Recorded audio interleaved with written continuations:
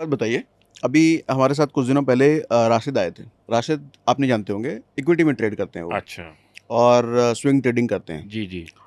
तो उन्होंने जो अपना सब कुछ दिखाया है हमें, पीएनएल वगैरह, उनका कहना है कि वो 70-80% टाइम प्रॉफिटेबल होते हैं, जी, जबकि ऑप्शन में 70-80% टाइम ऑलमोस्ट ना के बराबर। जी। वो 70-80% टाइम प्रॉफिटेबल हैं और मेनी टाइम्स 90% भी।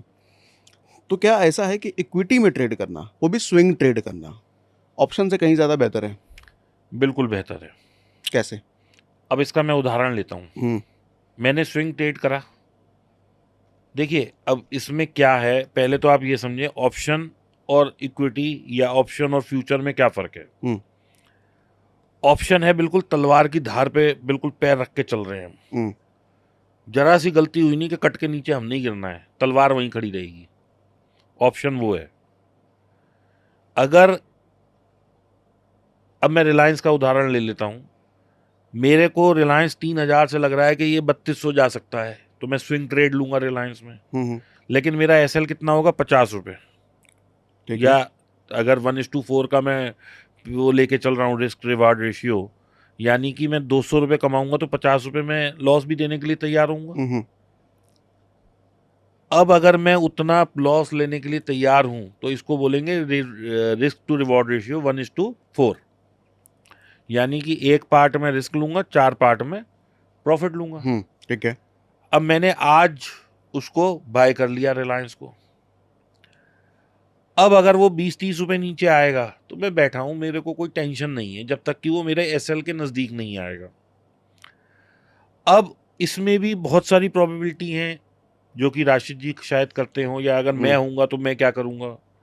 मैं तो अपना ट्रेड ही पहले हेज बना के चलूँगा। हुँ, हुँ, दूसरा, फिर मेरे अंदर ये पेशेंस लेवल अपने आप डेवलप हो जाएगा कि मुझे तो 32 रुपये ही काटना है, हुँ, क्योंकि ये तो स्विंग है।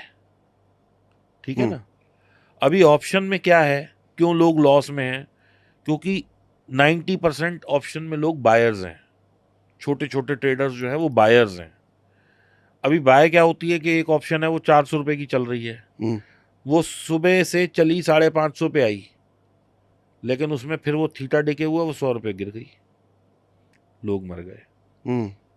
और ये बहुत कॉमन है, ये तो होना ही होना ये है। तो होना ही है, ये तो हुँ, इनहेरिट क्वालिटी है बाजार की। हुँ, ये तो एक साइंस है जो कि बाजार के साथ जुड़ी हुई है। हुँ, तभी तो ऑप्शन सेलर ज्यादा पैसा कमाता है ऑप्शन बायर के कंपैरिजन में। हुँ, लेकिन जब हम स्विंग ट्रेड करते हैं, हम उसका एक टारगेट लंबा लेके चलते हैं। हम 3-5 रुपए के लिए स्विंग ट्रेड नहीं करते। हुँ, लेकिन ऑप्शन सेलिंग, ऑप्शन बाइंग हम 10-20-50 रुपए के लिए ही करते हैं। ओके। तो इसलिए वहां पे लॉस बहुत फ्रीक्वेंट है। सेकेंडली, अगर आप मूवमेंट ऑफ बैंक निफ्टी देखें और मूवमेंट ऑफ रिलायंस देखें या एचडीएफसी देखें या टाइटन देखें या स्टॉक्स देखें, हुँ, वो बहुत कम है।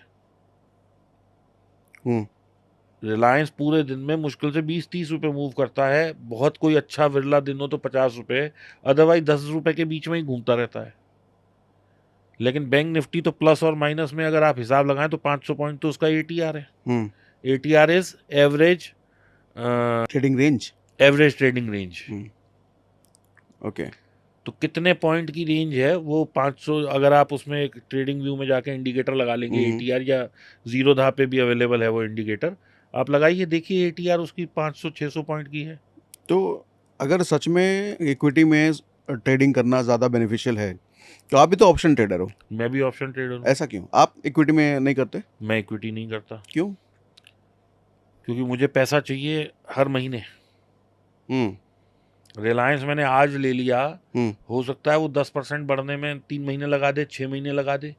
और अगर हर महीने, मतलब हर 2 महीने 3 महीने में रिलायंस 10% बढ़ने लगा, हुँ, तो फिर तो ये आसमान फाड़ के ऊपर निकल जाएगा।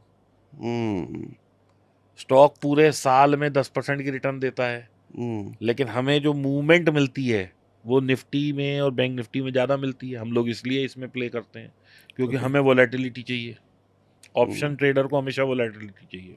अभी आपने कहा ऑप्शन सेलिंग वाले ज़्यादा पैसा कमाते हैं। जी। कैपिटल भी तो ज़्यादा लगता है, कैपिटल रिस्क भी भी तो ज़्यादा ज़्यादा लगता बड़ा है, हो गया। बिल्कुल। उसको कैसे ठीक करें? एक नया आदमी क्या ऑप्शन सेलिंग का सोच सकता है? ऑप्शन सेलिंग का सोच सकता है, बिल्कुल सोच सकता है, लेकिन उसके पास पर्याप्त मात्रा में कैपिटल होनी चाहिए। वो पर्याप्त मात्रा कितना है? पर्याप्त मात्रा, देखिए जो 10 लाख वाला है ट्रेडर, मैं उसको बहुत हाथ जोड़ के कई दफ़ा मैंने रिक्वेस्ट की है और कई पॉडकास्ट पर रिक्वेस्ट की है कि प्लीज़ अपना टाइम मत वेस्ट करो। आप लोग यहाँ से जो कमाओगे उससे बेटर इस पैसे को कहीं और इन्वेस्ट करके कमा अच्छा, लोगे। जिसके पास 10 लाख है वो भी ना आए, वो भी ना आए, उससे ऊपर चाहिए। मैं उसका रीज़न देता हूँ ना आपको। ओके। देखिए 10 लाख वाला मेरे हिसाब से क्या कमाएगा, 2% मैं कहता हूँ कि मैं कमा सकता हूँ। हम्म।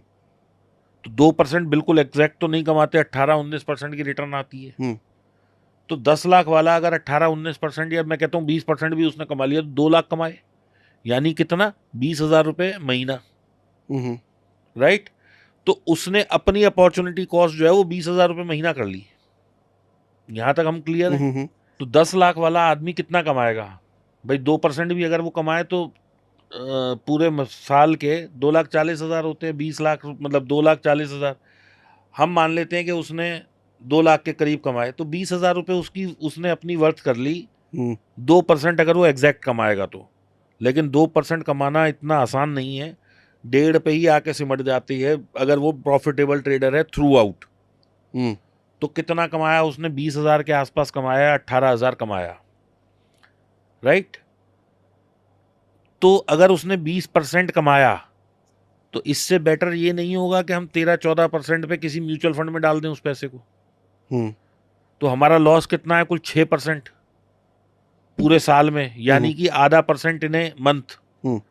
तो अगर कुल आधा % के लिए मैं अपना पूरा टाइम लगा रहा हूं मार्केट में, तो क्या लॉजिक है। इससे बेटर है कि मैं 20-25 हजार की कहीं नौकरी करूं और 20-25 हजार मेरा म्यूचुअल फंड कमा के दे, तो मैं 50,000 का आदमी बन गया। तो छोटे पैसे वाले के लिए मार्केट नहीं है, ये बात सबको समझनी पड़ेगी। वो मार्केट को देके ही जाएगा, वो मार्केट को देता ही रहेगा।